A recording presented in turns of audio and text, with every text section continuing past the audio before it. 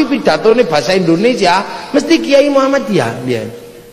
Ana wong mati kok rame, mesti sing mati NU. Ana wong mati kok nyenyet ngono sing mati Muhammadiyah biasanya. Ana masjid kok dibuka, masjid NU, nek masjid Kancingan biasanya masjid Muhammadiyah. Ini ku wis kapal soalnya sing ngedekno Kiai Hasyim kali Kiai Dahlan niku mondoke sak kamar. Kiai Dahlan karo Kiai Hasyim niku santrine Mbah Soleh Darat Semarang, terus sing siji wangsul teng Jogja, siji wangsul teng Jombang. Dadi wis padha apale gayane tok, nek siji gaya kutha. Jak damel ingkung ra duwe pitik ora gelem. Jak gawe tumpeng wong kutha ra di beras dhewe, gah ngoten niku. Terus jak kumpul bareng tahlilan bareng-bareng tanggane wis kesel kabeh tadi ra duwe tangga, wis padha turu ning wong desa ya ana ae pokoke. Alasane wong telo gara-gara telo siji iso ngumpul sak desa ngobong telo ana kaing ngono sak kumpul desa kumpul sikira ana kirik kecepit. Gampang ngumpul nek wong desa niku. Nah mula biyen iki gampang. Lho sakniki nek sampean ora ngaji mumet wong Islam niku bendina tukul merek anyar. Ngerti-ngerti ana nabi anyar jenenge Musaddiq. Darene nabi kok irunge mekrok. Lha ngono urung saulan wis tobat. Nabi kok saulan wis tobat, sakno umate lagi arep ngabdi malah wis tobat. Ngerti-ngerti ana wong ngaku titisane malaikat Jibril jenenge Lia Eden. Akhirnya tangkap polisi. Akhirnya polisi Indonesia terkenal sak donya iso nangkep malaikat Jibril. Lengkap. Ono nabi anyar Mirza Ghulam Ahmad. Iki urung ana apa-apa wis ana maneh teng Solo tukul Islam model anyar kirik halal wis sembuh maneh. Ana ae. Biyen tahlilan ra ono wong alok-alok, saiki ana sing alok-alok. Biyen wong Indonesia dolanan keris ra ono sing alok-alok, saiki ana sing alok-alok. Apa wis saiki dilokno pegel. Akhire kula wis ra urus wis kono nek polokno ya lokno, nek kowe niru aku ya melu wae. Ora ya kono wong swargane sesuk ya jejeran wae kok. Wong sok lho wong pancen uripe bendina jejeran, mesjide jejeran, sesuk swargane niku ya ora ada. Ya jejeran swargane wong NU, swargane wong Muhammadiyah, kaplinge sebelah-sebelahan ngono niku paling. Lho lha ya wong pancen mesjide kadang didadekno siji gawe dhewe. Lah nek cara kula sesuk sing paling rame niku swargane wong NU. Pancer pengen bojo ayu nganggo dulur tengen macane ya Rahmanu ya Rahim, poso 7 dina sing disenengi ya I love you. Ora gelem dalan tengen nganggo sing kiwa sing diwaca sun nama tekaji ajiku jaran goyang tak goyang-goyang ya I love you padha mawon. Pengen rusa nek dalan tengen macane la haula wala quwata illa billah. Ra gelem tengen nganggo kiwa sunama tekaji ajiku Bandung Bondowasa ototku kawat balungku wesi rusa. Pengen sugih nek dalan tengen sing dinggo lah macane ya Fattahu ya Razzaq salat duha. Ra gelem tengen nganggo sing kiwa nggawa pitik cemani munggah gunung Kawi mulih ya sugih. Dene wong wedok kok ngomel niku biasa wong wedok buang sampah. Wong lanang tempat sampah. Nek sampah lagi diguang tempat sampahnya aja ditutup engko sampahe kocar-kacir buak nang gone tangga nesu. Karena laki-laki seperti apapun tetap mencintai istrinya daripada anaknya. Luwih seneng bojone timbang anake. Dadi cah-cah sing lulus ki aja kemlinti sampean. Bapakmu luwih seneng ibumu. Laki-laki lebih mencintai istrinya. Wong surveinya membuktikan. Lho bojo mulai nyambut gawe, kita wong lanang mulai nyambut gawe, anake dipangku tangga, mboten masalah kok.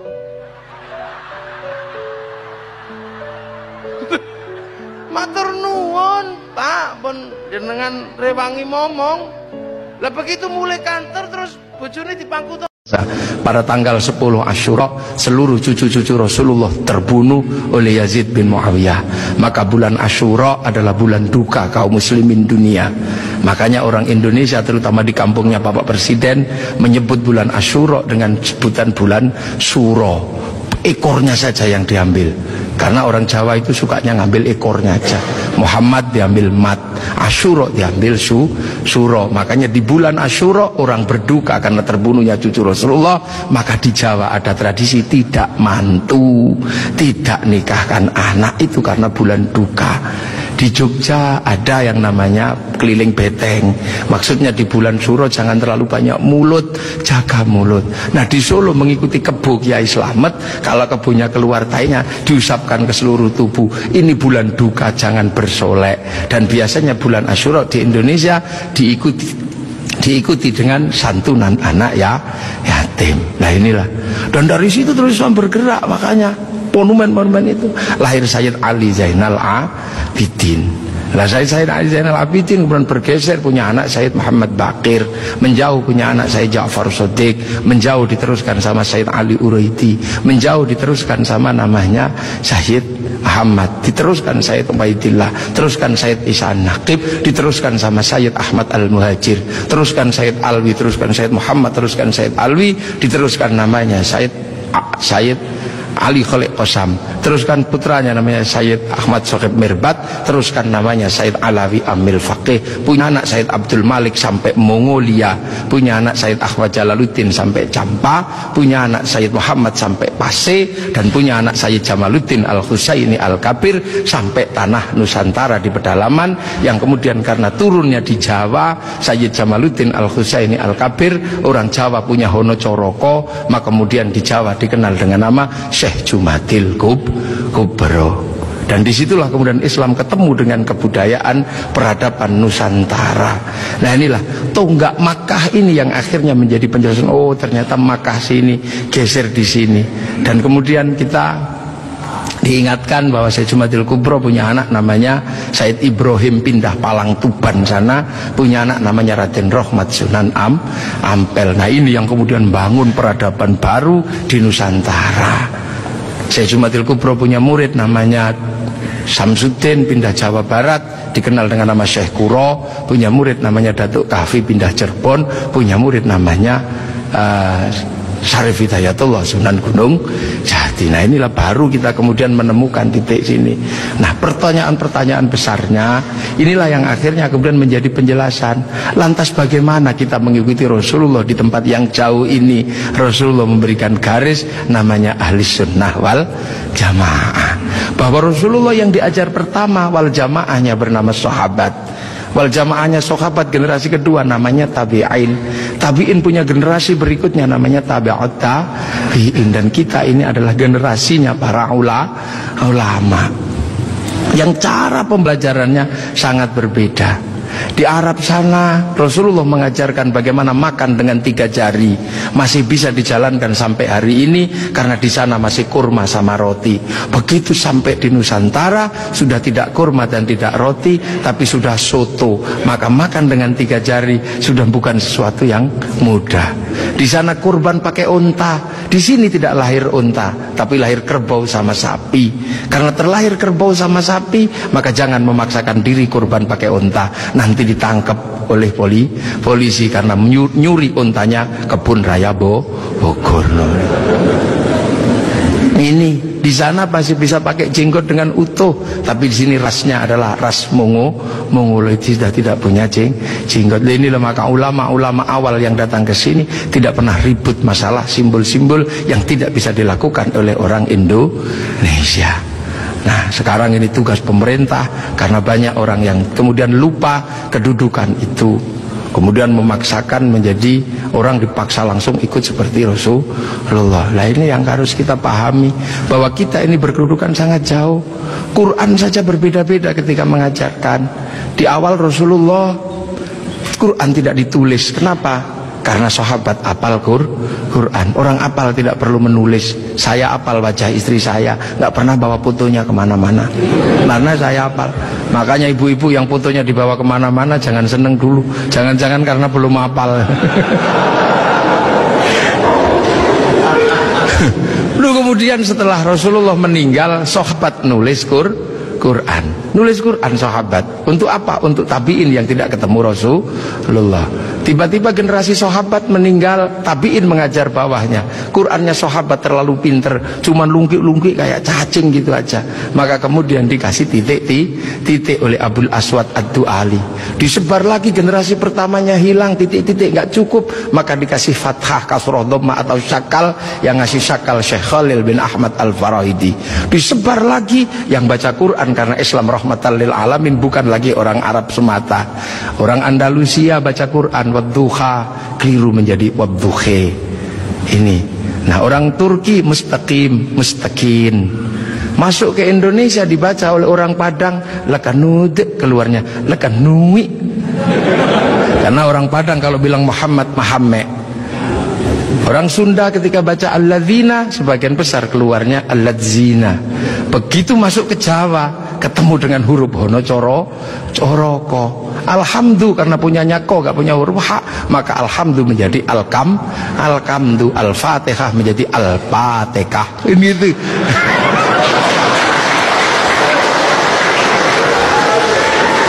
Nah ini orang kalau ngerti proses kodifikasi Quran pasti tahu. Ketika masuk ke semua negara pasti berbeda. Al-Fatihah menjadi Al-Fatihah. Dan ini yang dialami oleh Bapak Presiden Republik Indonesia. Iya, makanya Al-Fatihah. Itu. Ya Hayyu Ya Qayyum menjadi Ya Kayuku Ya Yumu. Robbil Alamin kayaknya punya huruf ain, nggak punyanya ngo, keluarnya Robbil Ngalamin. Nggak punya dot, punyanya lo, maka Ramadan keluarnya Romlan. Begitu dibaca orang Bali sangat susah karena orang Bali nggak bisa bilang tok, bilangnya tok. Maka sirotol menjadi sirotol ladzina an'amta alaihim. Islam berkembang ke semua negara dan berbeda. Ketika dibaca oleh orang Bugis alaihim, keluarnya alaihing. Karena orang Bugis kalau bilang N jadi eng, kalau bilang eng jadi N. Makanya ada dulu mantan Kabulok bernama Beduamang. Itu berasal dari Abdurrahman. Nah itulah makanya kemudian Islam bergerak. Nah lantas apa? Lantas terciptalah sebuah ilmu untuk bagaimana orang di seluruh dunia Islam mampu membaca Al-Quran. Dibikinkanlah sebuah ilmu yang dikasih judul At-Tajwid fi Qiraatil Quran, yang nulis Abu Ubay Qasim bin Salam. Orang akan tahu. Nah ini generasinya para ulama. Dan yang paling besar, yang mungkin Bapak Presiden sudah pernah saya sampaikan, tapi ingin saya sampaikan lagi biar kita tidak lupa. Ada perubahan besar ketika masuk ke tanah Nusantara, di mana waktu itu tanah Nusantara sangat susah dimasuki Islam. Kenapa? Ini bangsa sudah sangat beradab. Bangsa ini bukan bangsa kecil. Tahun 1222 ke atas sebelum tahun 1300 sudah mampu menaklukkan Mongol, yang menaklukkan Eropa, menaklukkan Arab, mampu ditaklukkan oleh kekuatan Nusantara yang namanya Singasari. Makanya hal itu bisa kita lihat betapa kita bangsa punya tinggalan-tinggalan yang luar biasa. Orang Arab punya alat musik yang namanya terbang, terbuat dari kayu dan kulit. Orang Eropa punya alat musik yang namanya gitar, terbuat dari kayu dan tali. Tapi orang Nusantara salah satu alat musiknya adalah gamelan, terbuat dari logam. Hanya bangsa yang menguasai ilmu pertambangan yang maju dan penguasaan metalurgi yang mapan mampu membuat alat musik dari logam. Dalam cerita-cerita besar, kita juga punya cerita besar yang sama. Orang Eropa punya cerita tentang Cinderella, kita punya cerita bawang putih, bawang merah. Bahkan Rasulullah pernah satu ketika Makkah geger gara-gara ada apa? Ada orang tawaf dari kampung, saking bodohnya dia tawaf cuma dengan satu kalimat, ya Karim, ya Karim, ya Karim, ya Karim, ya Karim, ya Karim. Sahabat bingung, ya Rasul, kayaknya ada aliran sesat ya Rasul. Sesat bagaimana? Ini ada orang dari pagi tawaf cuman ya Karim, ya Karim. Maka Rasulullah mengikuti, akhirnya bener nggak? Ada beneran. Diikuti Rasulullah dari belakang, ada ya Karim, ya Karim. Lama-lama Rasul mengikuti orang ini, ya Karim, ya Karim, ya Karim. Kenapa? Rasul nggak tahan, ngikuti juga, ya Karim, ya Karim. Orang ini marah, dan siapa di belakangku yang berani menirukan aku? Awas tak banting orang ini nanti. Aku pukul. Ternyata apa, orang ini nggak tahan, akhirnya balik ke belakang. Rasul dipegang, dipiting begini. Kamu ya yang menirukan aku, ya Karim ya. Awas kamu, tak adukan sama nabiku, tak adukan sama kekasihku kamu. Rasul merasa Nabi bertanya, Mas atau Bang, terus nabimu siapa? Nabiku Muhammad. Muhammad siapa? Muhammad ibn Abdillah. Kamu pernah ketemu? Belum. Nanti kamu tak banting di sana. Begitu dia bilang, dia menyatakan bahwa dia adalah umat Rasulullah. Rasulullah sematek, ya Allah, tak kira umat siapa, ternyata ini umatku juga. Rasul sedih dan terharu. Rasul menangis, sedih Rasul, ya Allah, ada umat yang begitu cinta tapi nggak pernah ketemu sama aku. Maka begitu lihat Rasul menangis, orang ini semakin bersemangat. Nah, gitu aja nangis. Tadi nirukan ya Karim. Akhirnya apa, ya Allah, Rasul menangis, aras berguncang. Kemudian malaikat Jibril turun, ya Muhammad, kenapa engkau menang? Dibanting orang ini kamu. Enggak ya Jibril, jangan salah paham. Orang ini tadi tawaf ya Karim, menggemparkan masyarakatku. Aku ikuti, ternyata benar ada dan aku nggak kuat, aku tirukan. Dia marah dan inilah kejadiannya. Aku dibanting sama dia dan aku mau dibilang sama nabinya, sama kekasihnya. Lah aku tanya, nabimu siapa? Muhammad. Muhammad kan aku sendiri, Bril. Berarti ini umatku. Aku terharu, sakit, Bril. Sakitnya tuh di sini. Ibaratnya orang ini. Ya sudah, kamu ngaku saja kalau engkau Rasul Muhammad. Akhirnya, Mas, udah pernah ketemu Rasul? Belum. Nanti kamu tak banting di sana. Mas, Muhammad itu aku, Rasul itu aku. Hah? Engkau Muhammad Rasul? Nangis orang ini. Nabi dipeluk sambil menangis. Ya Rasul, aku belum pernah ketemu sama engkau ya Rasul, tapi aku iman sama engkau. Dan di kampungku yang paling pinter cuman aku ya Rasul. Kita makan doanya ya Karim, kita apa doanya ya Karim ya Rasul. Tolong ya Rasul, karena ini kami bodoh dari kampung, kami nggak ngerti apa-apa. Tolong ajaklah aku ke surgamu kalau engkau masuk surga ya Rasul. Iya nanti kamu bareng, sama-sama nangis. Saking senengnya orang ini lantas berjoget, gitu. Saking senengnya mau diajak Rasul ke surga. Malaikat Jibril dibilang sama Allah. Jibril bilangnya itu, walaupun orang itu nanti diajak Muhammad masuk surga, katakan padanya, dosanya tetap kuhitung. Malaikat Jibril menyampaikan ke Rasulullah. Rasulullah menyampaikan, ya Mas, Allah barusan berfirman lewat Jibril, walaupun engkau nanti kuajak masuk surga, tapi dosamu tetap dihitung sama Allah. Orang ini kaget juga enggak ada perubahan apa-apa, cuman melotot aja. Apa ya Rasul? Dosaku mau dihitung sama Allah. Suruh hitung, nggak takut aku. Suruh hitung aja kalau dosaku mau dihitung sama Allah.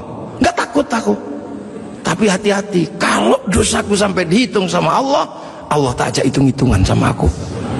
Loh, kok Allah kamu ajak hitung-hitungan bagaimana? Akan kuhitung seberapa besar dosaku, akan kuhitung dengan seberapa besar pengampunan Allah. Kalau Allah Maha Pengampun, nggak mungkin dosa gini aja kok dihitung. Kalau dosa gini aja dihitung, nggak usah pakai gelar Maha Pengampun, Maha Pengampun. Rasulullah yang diopeni macem-macem.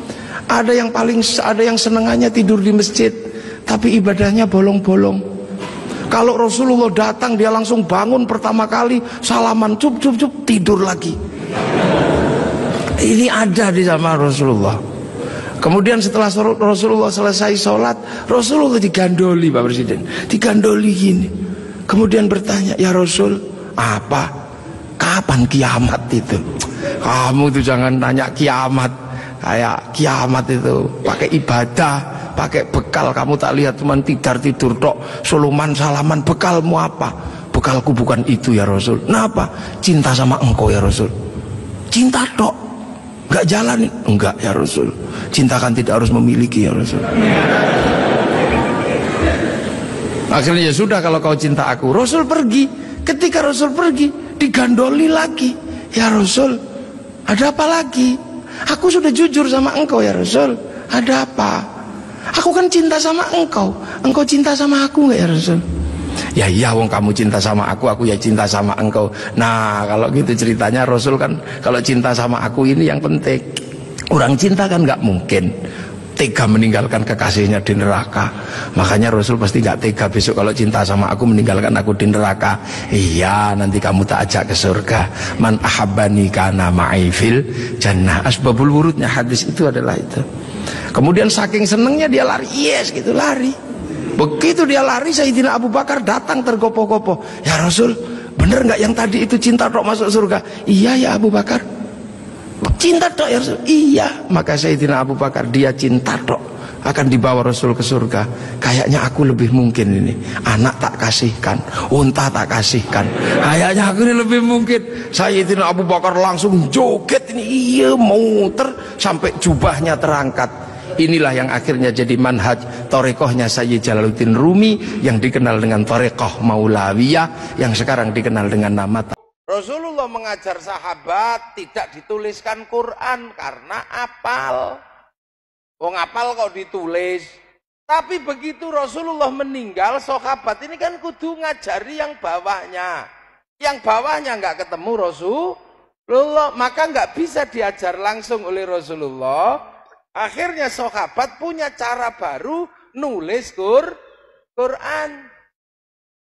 Sayyidina Umar bilang, ya Abu Bakar, ini kalau Quran nggak ditulis itu hilang. Kata Sayyidina Umar, jangan, ini bid'ah. Ya kalau bid'ah menurutmu itu nggak nulis, bid'ah menurut saya adalah nulis. Ya nggak ada hasanah sayyi'ah itu, ya nggak ada. Ini pasti besar manfaatnya. Begitu Sayyidina Umar nulis Quran, akhirnya Sayyidina Utsman punya pegangan Al-Quran. Akhirnya generasi ini meninggal. Quran ini mesti disebar ke generasi yang lebih bodoh lagi.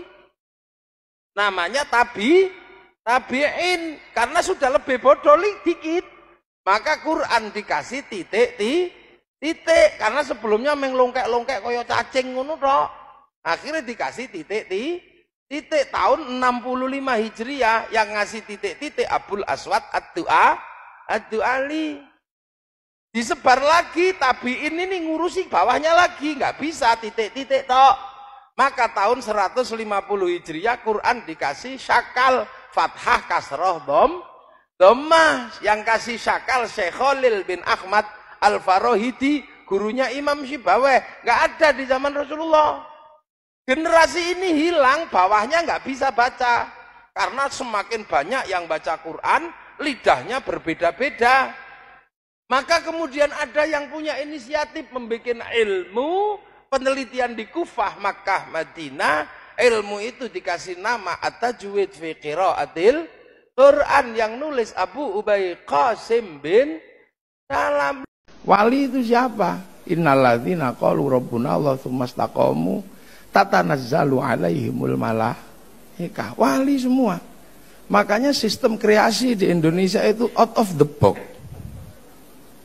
Keluar dari satu kelaziman yang ada. Tiba-tiba seorang alim datang ke sini disamakan sama kebu, itu kan nggak masuk akal. Karena namanya tiba-tiba kiai. Yang di situ ada kebu Kiai Slamet, ada tombak Kiai Pleret, ada Kiai Semar, baru ada Kiai Haji. Ini tidak ada rumusnya. Kalau rumus kamus nggak berani. Kok bisa tiba-tiba, wong tadi aja masih diperdebatkan tentang ukhuwah basyariyah sama ukhuwah insaniyah.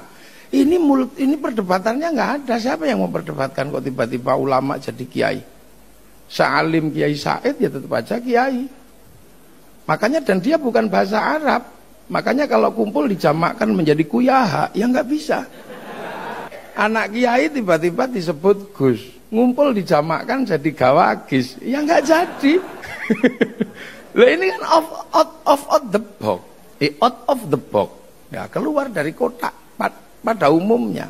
Tiba-tiba terus Allah namanya pangeran. Lah pangeran ini kan nama anak raja, Gusti anak raja. Jadi ini kan harus dinampakkan. Keluar dari itu semua.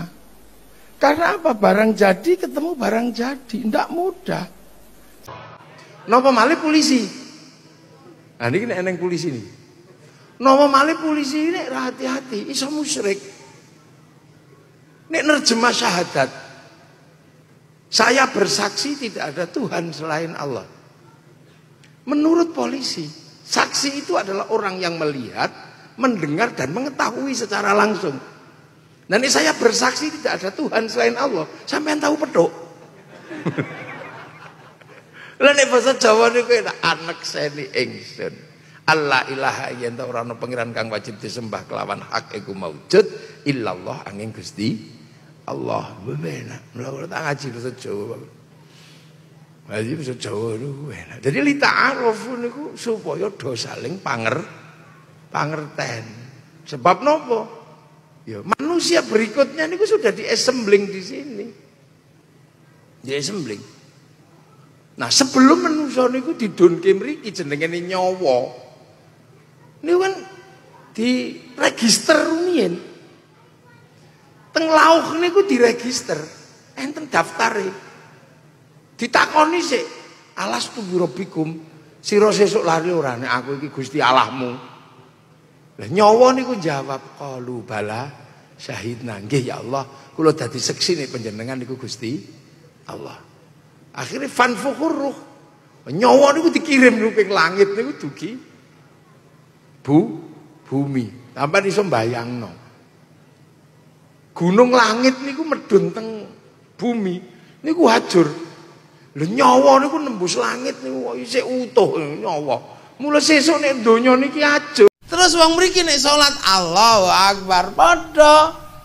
Ning nek mriko matane melek weruh Ka'bah, mriki matane melek weruh cecek. Iku bedane. Mula Allahu Akbar. Ana ting ting ting krungune bakso liwat. Allahu Akbar tululit es krim lho. Niki lho wong Nusantara iki ngene iki. Allahu Akbar bismillahirrahmanirrahim. Sabbihisma rabbikal a'la alladzi khalaqa fasawwa. Suwe.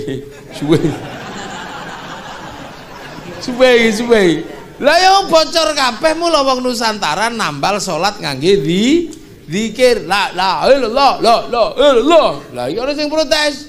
Lha sok abad iki nek zikir meneng lho, Kang. Wong Nusantara zikir gedhe-gedhe iki bid'ah iki. Esok abad sing jenggoten lumangsa luwih berhak mlebu swarga timbang sing ora. Sing cingkrang merasa lebih berhak masuk surga. Sing ora cingkrang ora duwe hak masuk surga. Sing tahlilan mlebu neraka. Sing ora tahlilan mlebu swarga. Jare sapa? Wong tahlilan wirung mesti ketrima, apa meneh sing ora? Wadiki, baru sih zaman seperti niku. Quran ribut. Wis padha-padha ribut kaya saiki. Nek tahlil ana ning jero Quran, tapi nek tahlilan aku ora melu. Wong tahlilan ra ana ning jero Quran. Nek Yasin aku gelem wong Yasin ana ning Quran, tapi nek Yasinan aku moh wong Yasinan ra ana ning Quran. Ya bener tapi goblok. Lho nek Quran niku anane ya Yasin, tapi nek wis dienggo digo metu jenenge Yasinan kaya kathok nek isih ning pasar jenenge kathok, nek dituku dienggo jenenge kathokan.